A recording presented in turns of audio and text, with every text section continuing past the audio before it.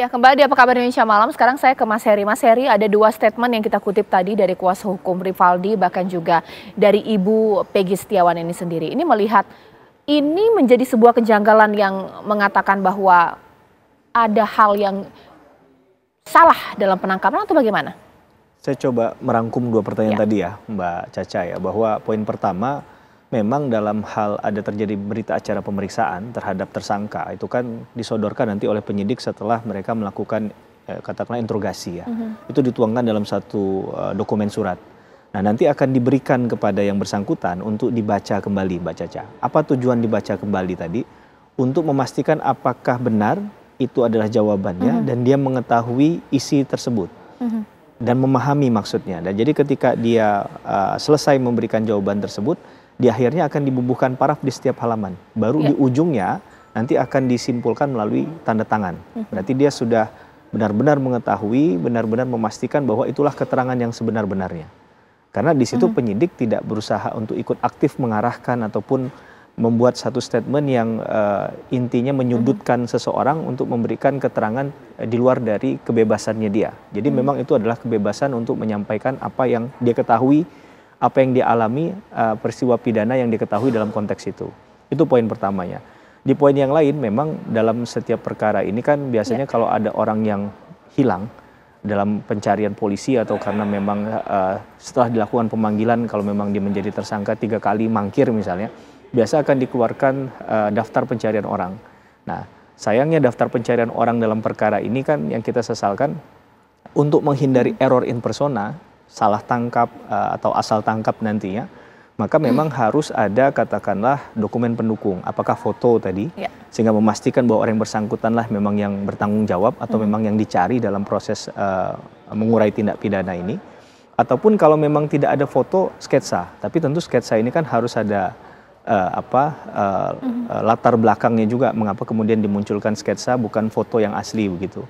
Nah, dalam perkara yang lebih besar lagi, kalau kita mau memberikan catatan dalam perkaranya kasus Vina ini, adalah bagaimana kita memahami bahwa manajemen penyidikan tindak pidana itu menjadi penting. Sehingga ada Perkap Kapolri khusus tentang manajemen penyidikan tindak pidana, di mana sebenarnya setiap berkas dokumentasi administrasi dalam hal pengungkapan satu kasus itu menjadi satu hal yang urgent dan penting. Nah, ini kadang mohon maaf Mbak Caca, mungkin kadang terabaikan, mungkin dianggap lah ini kan nggak terlalu penting.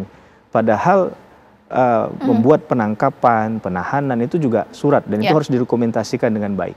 Yang hal lain lagi yang lebih penting adalah menurut saya jangan sampai kita berpikir bahwa ada penyidik yang kemudian punya konflik of interest dalam perkara ini. Maka dalam setiap penanganan perkara pidana harusnya tidak punya konflik of interest lain untuk mengungkap perkara dan keadilan tadi.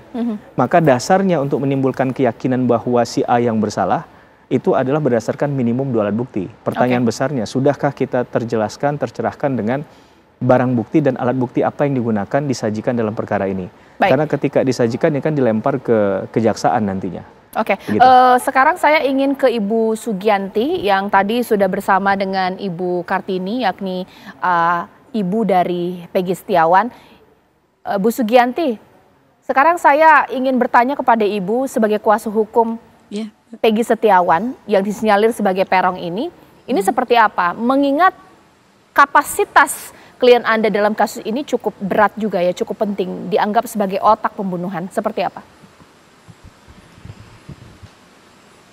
Ya, betul Mbak. Ada beberapa hal yang sangat saya kecewakan. Itu pada tanggal 27 Agustus 2016 pada saat terjadinya penggeledahan di rumah Peggy Setiawan. Kemudian motornya diambil oleh pihak kepolisian dan pada saat itu kita tidak diberitahu, tidak ada surat penggeledahan. Kemudian sejak itu perkara ini, proses perkara terhadap Peggy itu selesai gitu, tidak ada kabar sama sekali. Dan saat itu Peggy di tanggal 27 Agustus 2006 itu sedang berada di Bandung karena dia sedang bekerja sebagai buruh bangunan. Tiba-tiba setelah ada film Vina viral kembali, itu semua medsos ada DPO seperti itu, DPO, dan tanggal 21 Mei 2024 Peggy Setiawan, klien saya ditetapkan sebagai ditangkap dan kemudian saya lanjut ke pendampingan ke Polda. Saya hadir waktu itu jam 9 pagi, namun saya belum bisa ketemu dengan klien saya disuruh nunggu sampai jam 8 malam saya baru bisa ketemu dengan klien. Saya bisa mendampingi klien saya pada saat itu, namun sudah diserahkan surat penetapan sebagai tersangka. Di situ saya merasa kecewa dan komplain, kok ini secepat ini ditetapkan sebagai tersangka.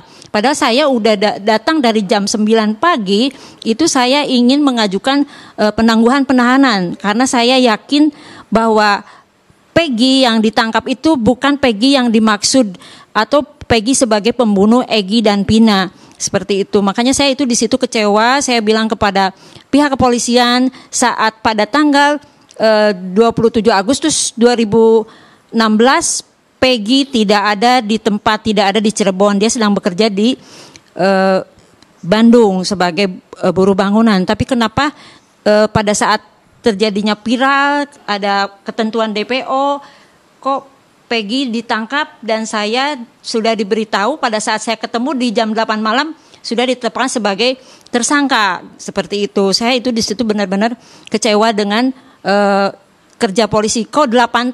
Kalau memang polisi itu yakin bahwa Peggy atau Peggy Setiawan itu adalah otak dari pembunuhan, kenapa pada saat tanggal 27 Agustus 2016 saat terjadinya penggerbekan terhadap rumah Peggy dan Ibu Kartini mengatakan bahwa Peggy ada di Bandung, kenapa prosesnya tidak ditangani saat itu juga, tapi menggantung selama 8 tahun dan tiba-tiba begitu filmnya viral hanya dengan hitungan hari Peggy ditangkap seperti itu. Oke. Itu yang saya sesalkan. Baik. Iya. Sekarang saya ke Bu Cindy ya, Mbak Cindy.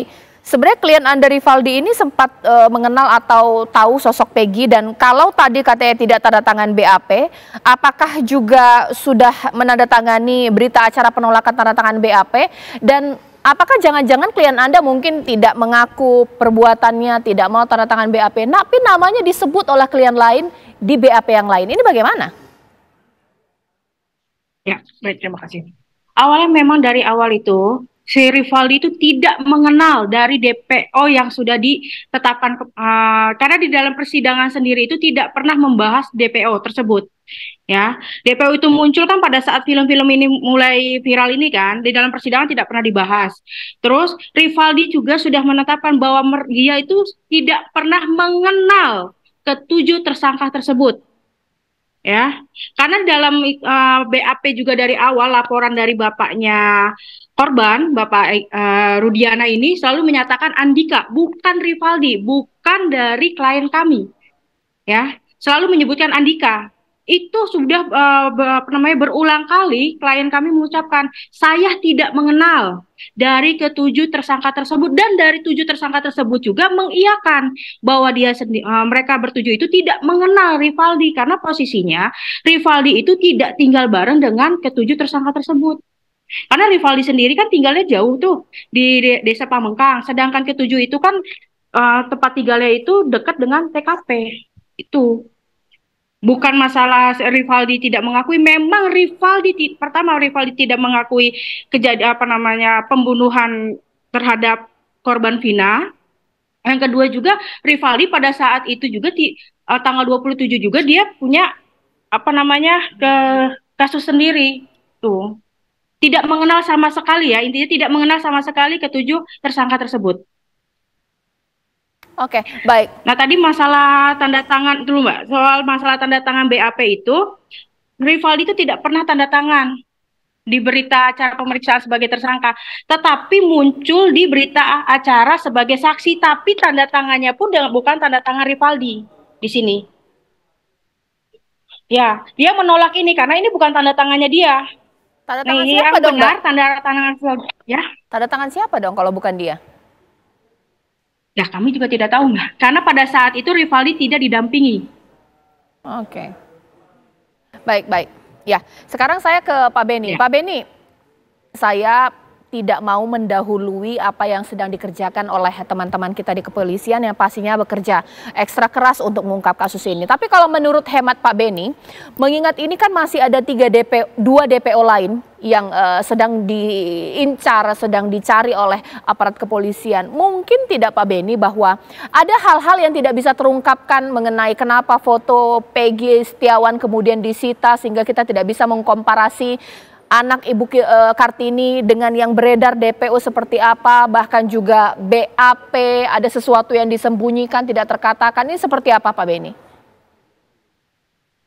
Yang pertama, marilah kita sama-sama memisahkan ya proses yang terjadi sebelum ini, di mana di awal proses penyidikan sendiri ada hal-hal yang menurut kami kelemahan-kelemahan ya, khususnya soal pendekatan secara scientific crime investigation, soal pemeriksaan DNA, CCTV, kemudian pembuatan setka wajah dan sebagainya. Nah, terungkap di sini, klaim di sini bahwa juga ada kelemahan di proses pemeriksaan. Nah, oleh sebab itu, marilah kita sama-sama mengikuti proses yang mulai berjalan ini, karena timnya ini tim yang berhasil mengungkap kasus Subang. Kasus Subang sama, 2021. Tidak terungkap lama sekali. Tapi dengan Pak Dirkrim ini orangnya ulet sekali, kemudian didalami lagi, kemudian disisir lagi, akhirnya terungkap. Dan akhirnya maju ke sidang pengadilan. Nah, oleh sebab itu kami akan mengawal kasus ini untuk memastikan bahwa proses yang berjalan sekarang ini sesuai dengan prosedur, sesuai dengan ketentuan, kemudian yang lalu itu menjadi bahan evaluasi dan nanti kami akan cek seperti yang disampaikan oleh Ibu Sembiring tadi, bahwa tanda tangannya beda, bukan tanda tangan dia dan sebagainya. Ini menjadi masalah yang menurut kami nanti ada tindak lanjut secara internal.